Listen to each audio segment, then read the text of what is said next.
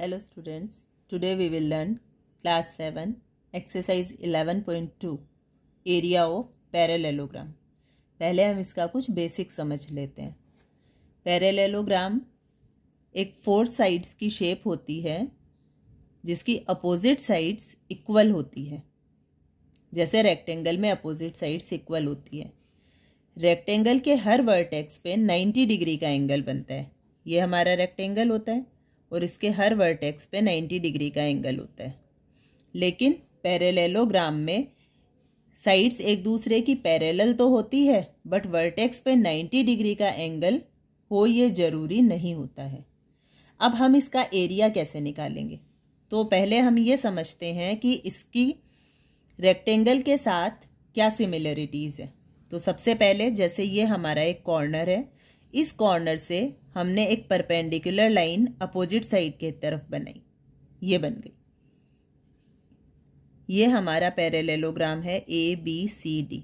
और जब हमने B वर्टेक्स से CD लाइन पर एक परपेंडिकुलर लाइन बनाई, मीन्स 90 डिग्री के एंगल से, तो क्या हुआ? ये यहाँ पे जाके P पॉइंट पे मीट करती है। अब जो BPC ये जो ट्रायंगल बना, अगर हम इसे यहां से कट कर देते हैं तो क्या होगा? ये हमारी शेप बन गई कुछ इस तरीके से, क्योंकि ट्रायंगल तो हमने यहां से कट कर दिया। अब ये है हमारा A, B, P और D। अब इस ट्रायंगल को हमने यहां से कट करके यहां पे अटैच किया, तो ये वाला वर्टेक्स जो है वो यहां आएगा और ये जो सीधा वाला पोर्शन है ये इधर आ गया। जो हमारी BP लाइन थी वो यहाँ पे आके A और B तो मैच हो गए और ये P पॉइंट आ गया। और जो ये C पॉइंट है ये इस D से अटैच हो जाएगा और ये ट्रायंगल यहाँ सेट हो गया। ठीक है, तो अब ये क्या बन गया? रेक्टेंगल बन गया।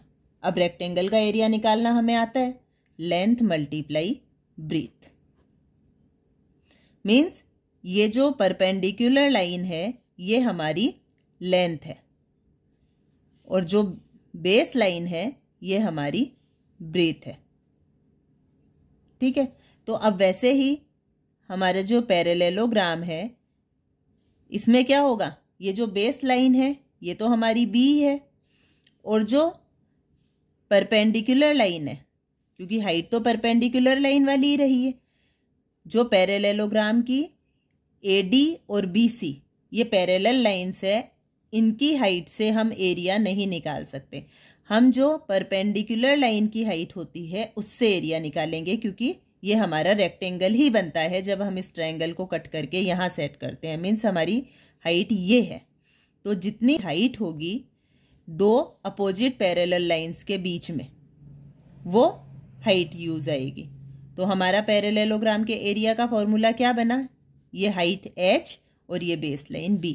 तो एरिया ऑफ पैरेललोग्राम हो गया B मल्टीप्लाई H, मतलब बेस मल्टीप्लाई हाइट।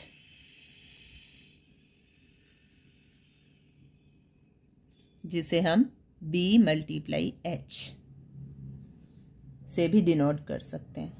और इसमें भी यूनिट स्क्वायर में ही चलती है। जैसे अगर आपको ब्रीथ और हाइट दोनों मीटर में दी हुई है तो आपकी यूनिट होगी मीटर स्क्वायर। अगर आपको ब्रीथ और हाइट सेंटीमीटर में दी हुई है तो आपकी यूनिट होगी centimetre square. Now question 1 of exercise 11.2। ये है हमारी फर्स्ट शेप। इसमें बेस लाइन कितनी है? 7 centimetre. It means B equals to 7 centimetre. और हाइट जो बेस लाइन पर परपेंडिकुलर लाइन होती है 90 डिग्री का एंगल बनाती है, इसकी हाइट है 4 centimetre. It means H equals to 4 centimetre. अब आपको पता है एरिया ऑफ पैरेललोग्राम क्या होता है? B multiply H। तो B 7, H 4, 7 4 ज़ा 28। और क्योंकि ये सेंटीमीटर है तो इसका यूनिट होगा centimetre square. It means area हो गया 28 centimetre square. Next one, base line 5 centimetre और परपेंडिकुलर लाइन जो बेस लाइन से 90 डिग्री का एंगल बनाती है उसकी हाइट 3 सेंटीमीटर, तो h equal 3 centimetre, area equal b multiply h, then 5 multiply 3 equals to 15 centimetre, then centimetre square. Third, यहाँ पे हमारी बेस लाइन है 2.5 centimetre, then b equals to 2.5 centimetre, और बेस लाइन पर जो परपेंडिकुलर लाइन है उसकी हाइट है 3.5 सेंटीमीटर, तो हाइट हो गई 3.5 सेंटीमीटर। अब एरिया ऑफ पैरेललोग्राम क्या होता है, b मल्टीप्लाई h, 2.5 मल्टीप्लाई 3.5, 25 5 जा 125, कैरी 12, 25 3 जा 75 एंड 12 87। और क्योंकि पॉइंट कहाँ आएगा, एक डिजिट ये रहा, एक ये रहा, 2 डिजिट्स 1 2, 8.75 एंड सेंटीमीटर है इसलिए सेंटीमीटर स्क्वायर। नेक्स्ट वन, अब इसमें हमारी जो परपेंडिकुलर लाइन ड्रॉ करी हुई है उसका बेस क्या है, ये वाली लाइन। इट मीन्स हमारी बेस लाइन क्या हो गई 5 सेंटीमीटर, और परपेंडिकुलर लाइन की हाइट क्या हो गई 4.8 सेंटीमीटर, तो एरिया हो गया b मल्टीप्लाई h, 5 मल्टीप्लाई 4.8, 5 8 जा 40, कैरी 4, 5 4 जा 20 एंड 4 24, और पॉइंट के बाद सिंगल डिजिट है, देन 24.0, और क्योंकि सेंटीमीटर है इसलिए सेंटीमीटर स्क्वायर। लास्ट वन, यहाँ भी परपेंडिकुलर लाइन जो हमारी ड्रॉ करी हुई है उसका बेस है ये 2 सेंटीमीटर की line. It means b is equal to 2 centimetre and height, perpendicular line जो ड्रॉ करी हुई है उसकी हाइट कितनी है 4.4 centimetre, then area b multiply h, base हमारा 2h 4.4, 8.8, और सेंटीमीटर है इसलिए सेंटीमीटर स्क्वायर। और second topic is area of triangle. अभी हमने पैरेललोग्राम पढ़ा। अगर हम पैरेललोग्राम में डायगोनल ड्रॉ करते हैं, जैसे ये हमने बी और डी को मिलाते हुए एक डायगोनल बनाई, तो अब ए बी डी ये क्या हो गया, एक ट्रायंगल हो गया। और पैरेललोग्राम का एरिया हम कैसे निकालते हैं, जो परपेंडिकुलर लाइन होती है उसकी हाइट और बेस लाइन बी और ये एच, तो ये हमारे पैरेललोग्राम का एरिया निकलता है b मल्टीप्लाई एच। अब जब हम एक डायगोनल लाइन ड्रॉ करते हैं तो क्या होता है, पैरेललोग्राम 2 पार्ट्स में डिवाइड हो जाता है। मीन्स इसमें 2 ट्रायंगल बनते हैं, triangle A B D and triangle B C D, और ये दोनों इक्वल है क्योंकि ए बी और सी डी दोनों इक्वल होती है। मीन्स जो बेस लाइन ए बी की साइज है बी, यही सी डी की भी है। ए डी और बी सी ये भी दोनों इक्वल होती है और पैरेलल होती है, तो ए डी और बी सी ये भी दोनों सेम हो गई, और बी डी ये दोनों में कॉमन है। इट मीन्स ये दोनों ट्रायंगल इक्वल है। अब अगर इस पैरेललोग्राम का एरिया b मल्टीप्लाई एच होता है तो ट्रायंगल मीन्स जस्ट हाफ, उसका एरिया क्या होगा, हम इसे 2 से डिवाइड कर देंगे तो ए बी डी का एरिया आ जाएगा। इट मीन्स हमारा एरिया ऑफ ट्रायंगल क्या बनेगा, half multiply B multiply H. Triangle क्या होगा, ये हमारा ए बी जो बेस है,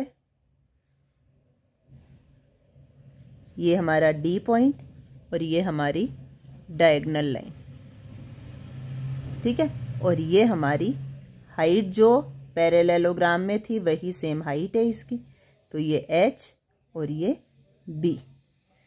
और हमारा ट्रायंगल का एरिया हो गया half multiply B multiply H.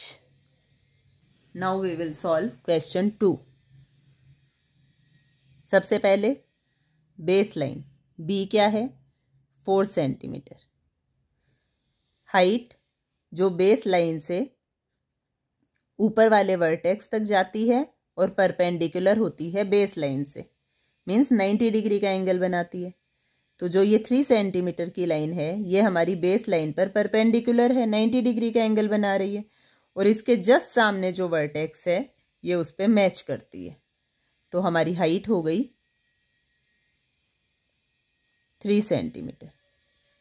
अब एरिया ऑफ ट्रायंगल क्या होता है, half multiply B multiply H, means half तो कांस्टेंट है, बी 4 एच 3, 2 1 ज़ा 2 2 ज़ा, देन 2 3 ज़ा 6, और क्योंकि ये सेंटीमीटर है इसलिए ये सेंटीमीटर स्क्वायर। नेक्स्ट वन, अब जो हमारी परपेंडिकुलर लाइन है ये है इस लाइन पर, तो ये हो गई हमारी बेस लाइन, तो बी हो गई 5 सेंटीमीटर। एच जो इस वर्टेक्स को भी टच करती है और बेस लाइन पर परपेंडिकुलर है 3.2 centimetre. Same area equal half B H, इसे आप इस तरीके से भी लिख सकते हैं। अभी हाफ मल्टीप्लाई बी 5 एच 3.2, 2 से कट किया 1.6, और 16 5 ज़ा 80, 1 डिजिट पे पॉइंट है इसलिए 8, और क्योंकि ये सेंटीमीटर है इसलिए सेंटीमीटर स्क्वायर। थर्ड, इसमें हमारी बेस लाइन की वैल्यू क्या है 3 सेंटीमीटर। अब क्योंकि ये राइट एंगल ट्रायंगल है इसलिए इसकी जो थर्ड आर्म है वही इसकी हाइट भी है, इसलिए h इक्वल्स टू 4 सेंटीमीटर, और area same half B H, then half multiply 3 multiply 4, 2 1 ज़ा 2 2 ज़ा, देन 3 2 ज़ा 6, और क्योंकि सेंटीमीटर है इसलिए एरिया हो गया 6 सेंटीमीटर स्क्वायर। नेक्स्ट वन, अब क्योंकि ये ऑब्ट्यूज एंगल ट्रायंगल है, ऑब्ट्यूज एंगल में जब हम यहाँ नीचे बेस लाइन से कोई परपेंडिकुलर लाइन बनाएंगे तो वो इसके कॉर्नर को टच नहीं कर पाएगी, इसलिए हम इसकी परपेंडिकुलर लाइन बनाएंगे इस ट्रायंगल के बाहर। मीन्स जो आपकी बेस लाइन है उससे आप टेम्परेरीली आगे मूव करेंगे और फिर यहाँ से एक परपेंडिकुलर लाइन बनाएंगे जो इस पॉइंट को टच करती है। अब इसकी हाइट कितनी है 2 सेंटीमीटर। इट मीन्स हमारी बेस लाइन से ऊपर वाले पॉइंट की हाइट कितनी है 2 सेंटीमीटर। देन बी तो कितना हो गया हमारी 3 सेंटीमीटर। एच जो कि ट्रायंगल से बाहर है 2 centimetre. Then area half B H, then half multiply 3 multiply 2, 2 से 2 कट हो गया और ये 3 सेंटीमीटर स्क्वायर।